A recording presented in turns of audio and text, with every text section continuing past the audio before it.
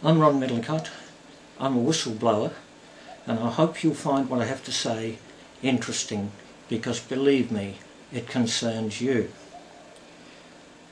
One of the problems that I've encountered in my previous career working as a job network recruitment consultant for a short period was the problem of fraud in the system. And I'm not talking about fraud by welfare recipients, I'm talking about fraud by the system.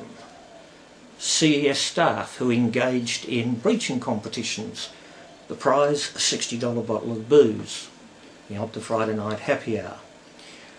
Working as a job network recruitment consultant, some of my peers were using breaching legislation to sign up people, get them breached after they'd received the federal government's $3,000 sign-up grant.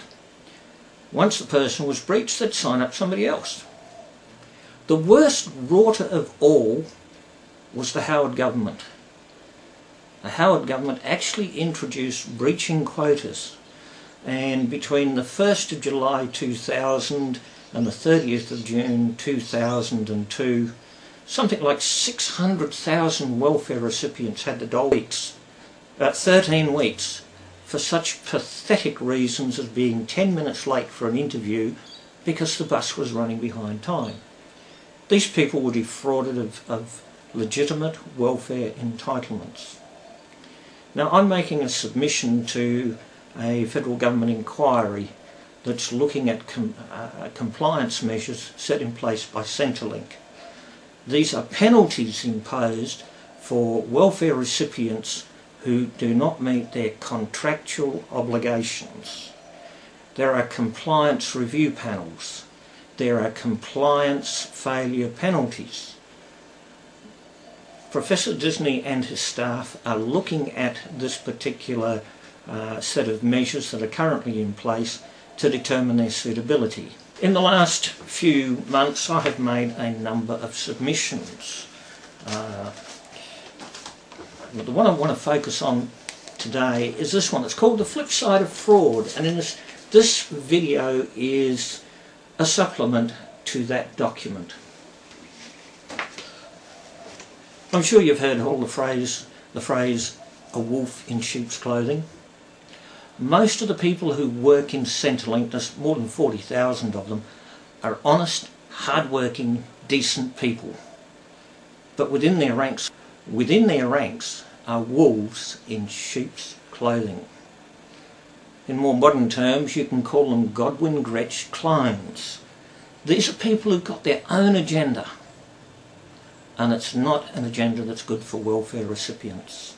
One of the problems with breaching legislation is that people died. When people have no other means of support but a welfare benefit, if you turn it off, someone who suffers from asthma can't buy an asthma puffer. So what happens? They get an asthma attack, no medication, they die. Natural causes. The same thing with people who have hypertension problems. When you get breached, that's really stressful. Stressful enough to trigger a fatal heart attack or a fatal stroke. Death by natural causes. A lot of job seekers get very stressed out because they really want a job, and they become highly frustrated when they can't get a job. Suddenly, for some trivial reason totally beyond their control, the dole is turned off for 13 weeks. They can't cope. They commit suicide. These were put down in the computer as a post-breaching terminal outcome. It's a statistic that's never been reported. I have here a whole pile of letters nicely encased in plastic to be preserved for posterity, and it's worth reading them and showing them to you. The first one comes from the Legal and Constitutional Affairs Committee. You won't find a date on it. They're in such a big hurry to get it out that they forgot to date it. Let me read a couple of things from it. The committee accepted your submission as submission 287 and has resolved to treat it as confidential. Now, check out submission 287 to the website. at the Senate's committee's postings of all those submissions. Mine's not yet available. It could have been classed as confidential and listed as such, but it's classed as not yet available. Breaching triggered deaths are a state secret. We're not talking ancient history. Here's another Senate suppression order. This one is dated the 1st of March 2010. We all know Senator Bob Brown. Let me read from this letter. It's dated the 15th of September 2006. I'll read the last line. As you have indicated, breaching can lead people to such despair that they take their own lives. Bob Brown's quite correct. The question is, how many? Not reported. Centrelink. This one is written by the Assistant Secretary, a gentleman named Neil Skill, and this letter is dated the 18th of May 2010. Reading from the second paragraph. Centrelink collects compliance data on behalf of the Department of Education, Employment and Workplace Relations.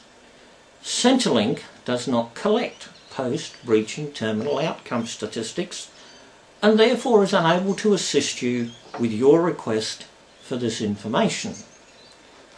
I've been trying to get that information for 7 years. Now you know why it's not available. From Mark Abib, the current Employment Minister. Very hard to read what the date is because it's quite blurry, but it looks like the 1st of June or the 11th of June 2010. Let me read this to you.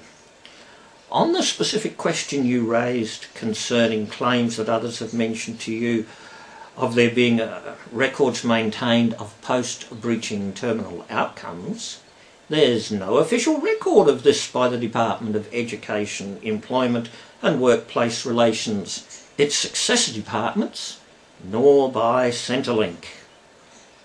Excuse me? Centrelink does have those statistics.